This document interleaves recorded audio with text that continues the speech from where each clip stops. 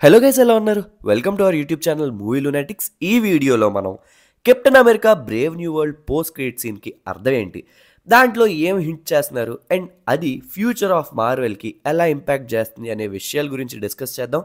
ఈ వీడియోలో ఫుల్గా స్పాయిలర్స్ ఉంటాయి. సినిమా చూడని వాళ్ళు ఎవరైనా ఉంటే మీరు ఈ వీడియోని స్కిప్ చేసేయండి if you don't want spoilers. ఇక లేట్ చేయకుండా మన యాక్చువల్ కంటెంట్లోకి వెళ్ళిపోదాం.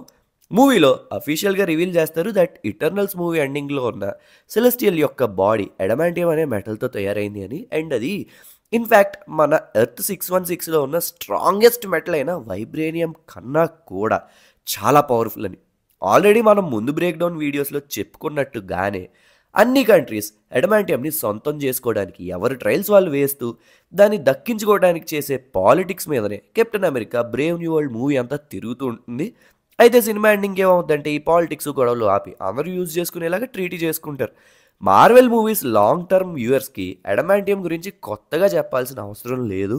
కొత్తగా వచ్చిన మార్వెల్ ఫ్యాన్స్కి అర్థం అవడం కోసం చిన్నగా కాంటెక్స్ట్ ఇస్తా.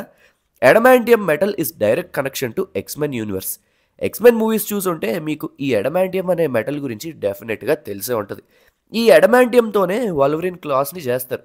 సో అదే ఈ అడమాంటియం మెటల్. ఇక మనం రీసెంట్గా వచ్చిన projects like Ms Marvel Wakanda ఫర్ ఎవర్లో ఆల్రెడీ కన్ఫర్మ్ చెయ్యకనే చేశారు.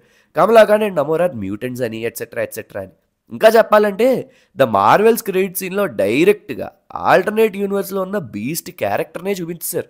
సో స్లోగా మనకి ఇవన్నీ అలవాటు చేస్తూ వచ్చి సీక్రెట్ వార్స్ తర్వాత సాఫ్ట్ రీబూట్ అయ్యి మ్యూటెంట్ సాగాల అయిపోయినా ఆశ్చర్యపడాల్సిన అవసరం లేదు.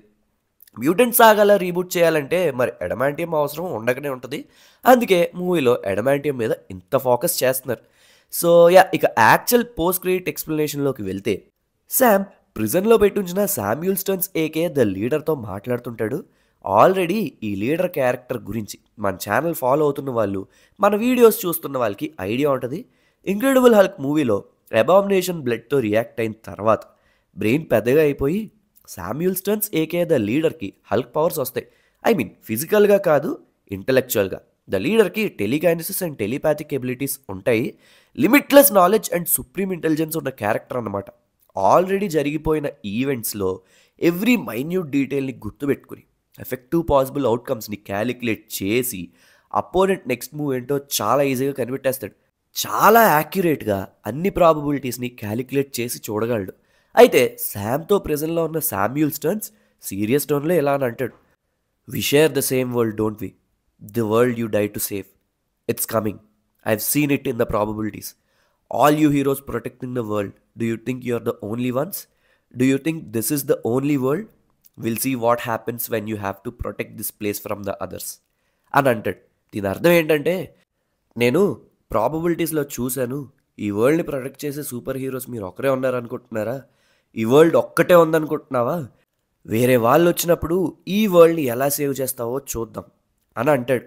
సో అక్కడితో మూవీ ఎండ్ అవుద్ది. సో ఈ కాన్వర్జేషన్తో మార్వెల్ వాళ్ళు మనకు కొత్తగా తెలిసింది ఏం చెప్పలేదు, కానీ అవే మల్టీవర్స్కి హైప్ లేపే డైలాగ్స్ని వేయించారు శామ్యూల్ స్టర్న్స్తో. అంతే, ఇంకేం కాదు. వేరియంట్స్ అయితే పక్కా రాబోతున్నారు కాస్కో అన్నట్టు చెప్పారు. అయినా ఇదేమైనా మనకు కొత్తనా చెప్పండి? లోకి అనగా చూడడం స్టార్ట్ చేసాం ఈ వేరియంట్స్ మల్టీవర్స్ కాన్సెప్ట్స్ని. లోకీలో, డాక్టర్ స్ట్రేంజ్ మల్టీవర్స్ ఆఫ్ మ్యాడ్నెస్లో, స్పైడర్ మ్యాన్ నోవే హోమ్లో అండ్ మళ్ళీ రీసెంట్గా డెడ్ పూల్ అండ్ వల్వరిన్లో. ఇంకెన్నిసార్లు చెప్పిందే చెప్తారయ్యా. సర్లే, అండ్ ఇన్ఫ్యాక్ట్ రాబోయే ఫెంటాస్టిక్ 4 మూవీలో కూడా ఈ యూనివర్స్లో కాదు వేరే యూనివర్స్లో సెటప్ చేసిన స్టోరీ అని అందరికీ తెలుసుగా. ఇప్పుడైనా మళ్ళీ కొత్తగా చెప్పేది ఏముంది?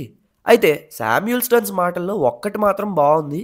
ఏంటంటే, వేరే వాళ్ళు వచ్చినప్పుడు ఈ వరల్డ్ని ఎలా సేవ్ చేస్తావో నేను చూస్తా అన్నమాట, which is a direct hint to secret wars and incursions. తెలుసుగా మనకు ఆల్రెడీ ఇంకర్షన్స్ గురించి కూడా మనం ముందు వీడియోస్లో చాలా అంటే చాలా సార్లు చెప్పుకున్నాం. 2 యూనివర్సెస్ కొలైడ్ అయినప్పుడు ఎవరి యూనివర్స్ని వాళ్ళు కాపాడుకోవడానికి ఆయా యూనివర్స్లో ఉండే సూపర్ హీరోస్ వేరే యూనివర్స్ సూపర్ హీరోస్ని ఫైట్ చేసి వాళ్ళ యూనివర్స్ని సేవ్ చేయడం. సింపుల్గా చెప్పాలంటే ఇదే సీక్రెట్ వార్ స్టోరీ. అండ్ మనం సీక్రెట్ వార్స్లో చూడబోయేది కూడా ఇదే.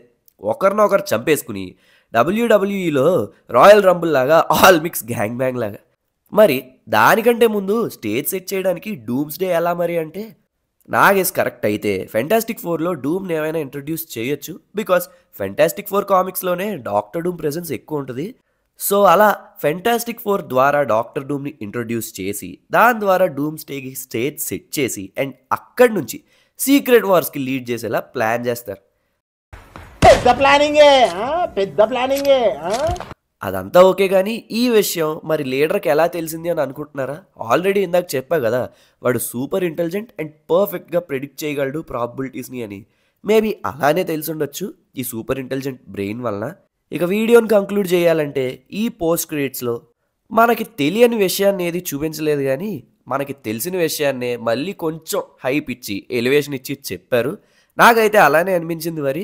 So yeah, that's all for this video guys. Hope you guys like the video. ఈ వీడియో కనుక మీకు నచ్చినట్లయితే మేము ఎప్పుడు చెప్పేదే అండ్ మీరు ఎప్పుడు మీరేదే లైక్ చేయండి, షేర్ చేయండి, మన ఛానల్కి సబ్స్క్రైబ్ చేసుకోండి. Please do follows on Instagram and Facebook @Movie Lunatics. మళ్ళీ నెక్స్ట్ వీడియోలో కలుద్దాం. అంతవరకు సెలవు. సైనింగ్ ఆఫ్ మీ Movie Lunatics.